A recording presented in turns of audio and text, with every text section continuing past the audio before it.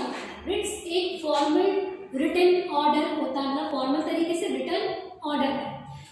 इसकी जेनेसिस हुई कहाँ से?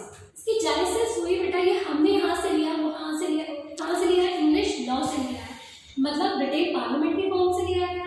वहाँ पर क्या होता था कि मोनार्क को फाउंटेन ऑफ जस्टिस माना जाता है, मतलब last appeal of the justice lies to the monarch. इसी थीम पर रिट्स का जेनेसिस होता है। उस जेनेसिस को हमने एम्बेडेड किया हमारे इंडियन कॉन्स्टिट्यूशन में आर्टिकल 32 और 226। I am repeating my self, what is writ? Writ क्या है? फॉर्मल रिटन ऑर्डर है जो कौन इशू करेगा? कॉम्पिटेंट अथॉरिटी इशू करेगी। तो हमारे कॉन्स्टिट्यूशन में दो कोर्ट्स को कॉम्पिटेंट अथॉरिटी बनाया गया है जो रिट इशू कर सकते हैं। आर्टिकल 32 में सुप्रीम कोर्ट को और आर्टिकल 226 में हाई कोर्ट को कॉम्पिटेंट अथॉरिटी बनाया गया है। अब देखते हैं आर्टिकल 32 है क्या, किसके बारे में बात करता है।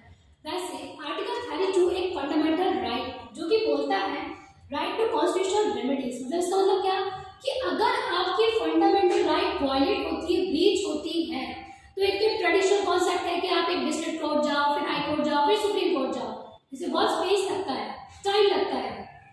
लेकिन अगर आपके पास पावर हो कि आप डायरेक्टली कहाँ चले जाओ? सुप्रीम कोर्ट को। यही पावर देता है article 32। You can directly move to the supreme court in breach of your fundamental rights, and in that case after investigation supreme court can issue five types of writs that are habeas corpus, prohibition, quo warranto, certiorari and that।